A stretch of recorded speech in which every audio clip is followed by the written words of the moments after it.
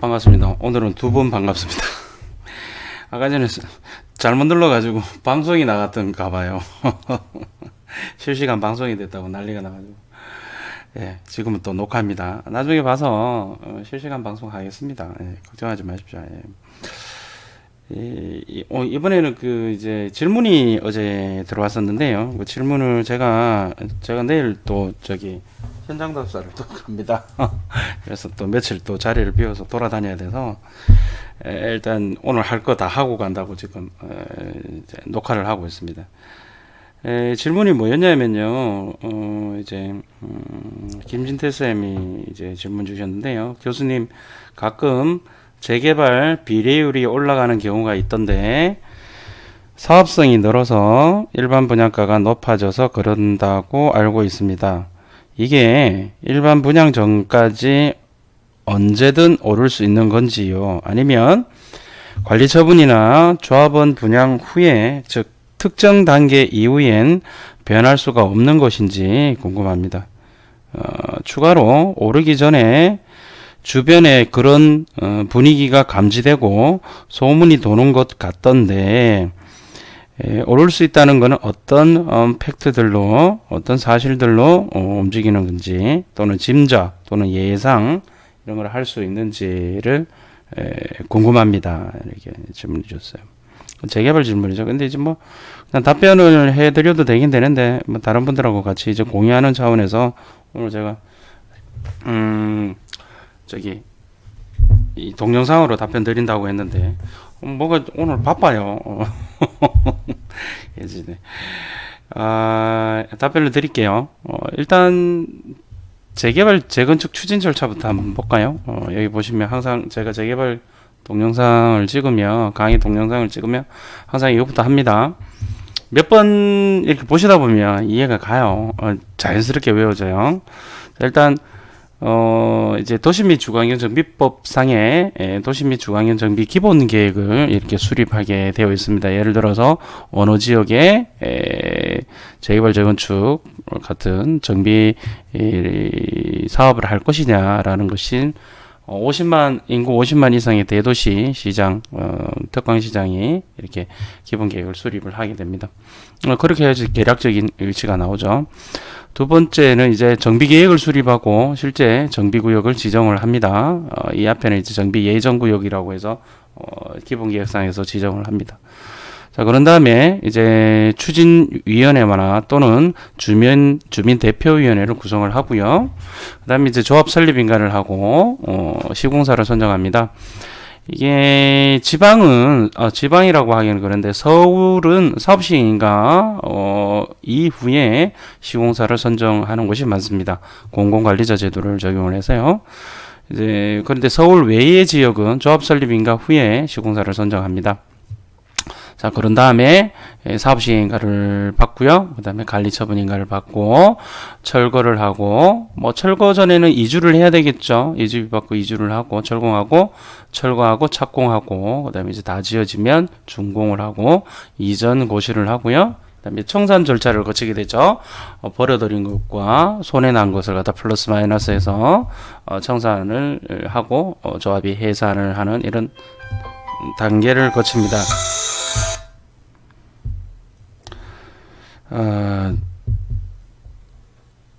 당황스럽게 이렇게 전화가 옵니다.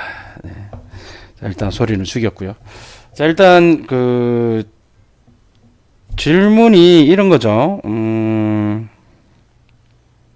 사업성이 늘어서 분양가가 높아져서 비례율이 올라가느냐라고 되어 있는데, 예, 맞습니다. 기본적으로는 그렇습니다. 이제 비례율이라는 게 뭡니까? 이 비례율이라는 게 이제 정비 사업으로 인해서 벌어들이는 수익을 각 조합원별로 이렇게 나누기 한 그 비율이죠. 그렇다면 이제 사업성이 늘어날 수 있는 것은 뭐가 늘어날 수 있을까요? 개발 이익이 늘어나든가 원가를 줄이든가 둘 중에 하나가 돼야 되겠죠. 그러면 원가 줄이는 건 싫어해요.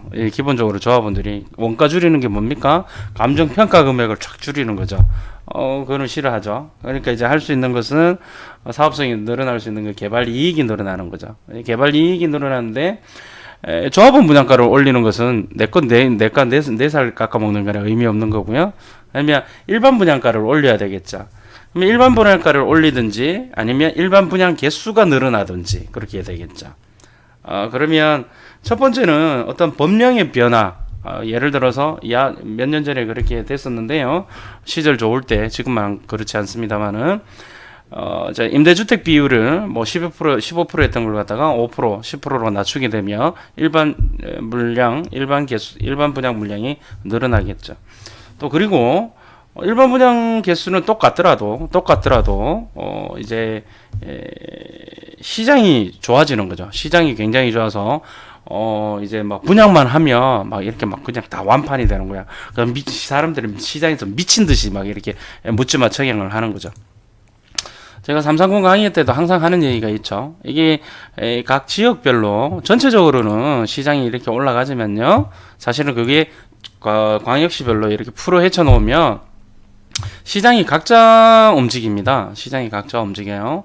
뭐 지금 현재 뭐 부산이 힘든 데 비해서 뭐 대전이나 대구가 좋고, 또 서울은 또 조정 상태를 보이고 있고, 울산은 아주 마탱이가 완전히 가버렸고, 그 와중에 이제 광주는 또 룰루랄라 하고 좋고, 뭐 이런 것이 이제 각자 따로 놀아요. 시장이 물론 전체적인 방향성은 비슷하다라고 볼 수 있겠지만, 이거는 전국적인 평균적인 가격이고요. 이건 이제 각 지역별로 나타나는 시장의 어떤 상승과 하락을 나타내주고 있습니다. 자, 그런데 방금 보신 것처럼 이러한 절차를 밟아가는데요. 보통 관리처분인가 단계에서 이제 조합원 분양 신청한 것들, 그리고 일반 분양할 것들, 그다음에 임대할 것들, 그다음에 이제 상가들 이제 입찰 금액이라든지 뭐 이런 것들이 다 나옵니다.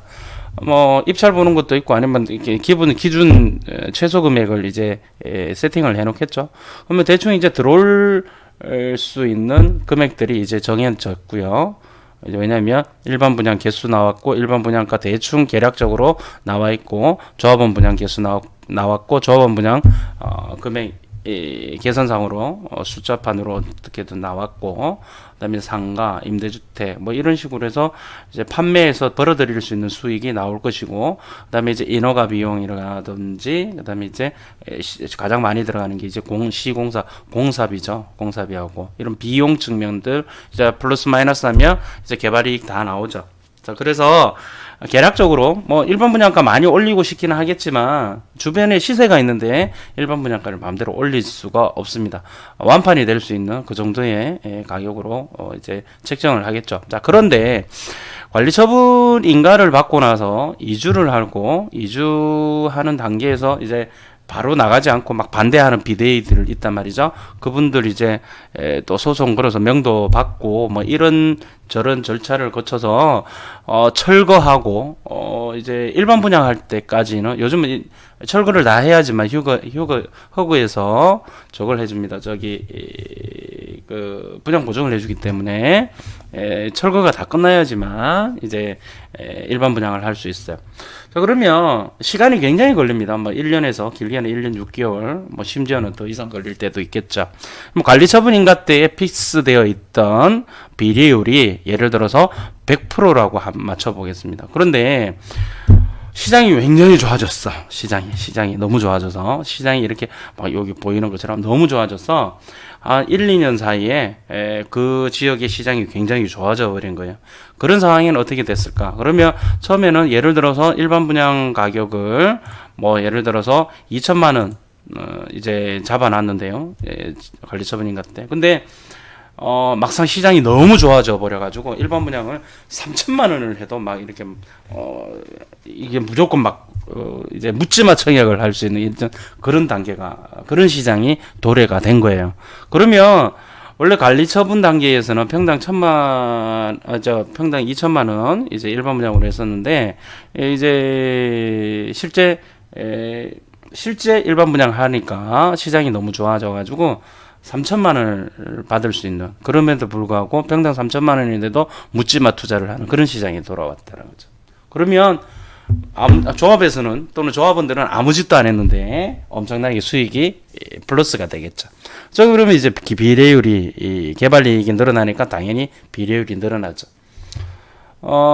그런데 이런 것을 아까 전에 질문상에서 보면 오르기 전에 주변에 그런 분위기가 감지되고 소문이 도는 것 같던데 모르겠어요.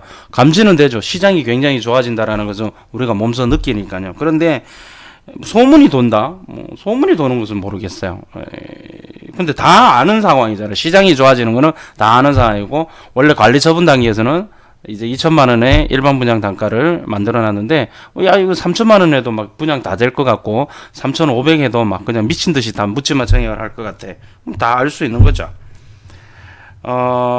그런데 반대의 상황도 벌어질 수 있겠죠. 똑같은 메커니즘으로. 예를 들어서 시장이 지금 안 좋아요. 요렇게 인천 떨어지는 것처럼, 좀 지금 부산이 떨어지는 것처럼, 울산이 떨어지는 것, 상황이 안 좋잖아요. 안 좋으면 올 수도 됩니다. 지금 창원에 가면 그 대원 3구역이라고 보시면 됩니다. 뭐 이야기 해도 됩니다. 뭐 더 가면 다 아는데.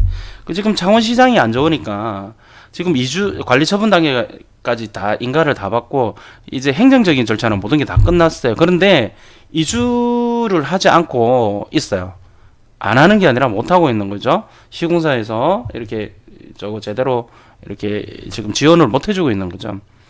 마찬가지로 항상 좋은 게 있으면 음과 양이 있고 장점과 단점이 있어요. 이 시장이 좋으면 너도 좋고 나도 좋고 에브리바디가 윈윈이 되는데요. 시장이 좋지 않으면 다들 힘들어한다라는 거죠. 힘들어질 수밖에 없죠. 뭐 창원 같은 경우에 뭐 그 시공사 잘못이겠어요? 또는 그 조합원 잘못이겠어요? 아니죠. 시장이 힘들어지니까 전체적으로 재개발 재건축은 가지를 못하는 거예요. 물론 이제 정책적으로 서울에서 재건축을 정책적으로 막는다던가 재개발을 정책적으로 조금 이렇게 도와주지 않는 그런 부분들은 분명히 있지만 어찌됐든 기본적으로는 시장의 흐름에 따라서 비례율이 달라질 수 있고 법령에 따라서 예를 들어서 일반 분양 개수가 늘어난다든지 줄어든다든지 이런 거에 따라서 상당히 비례율은 바뀔 수가 있다. 이렇게 말씀드릴 수 있습니다. 자, 또 궁금한 거 있으시면 질문 주시면 또 거기에 따라서 이야기를 하려도록 하겠습니다. 토막토막 잘라서 말씀드리도록 하겠습니다. 네, 감사합니다.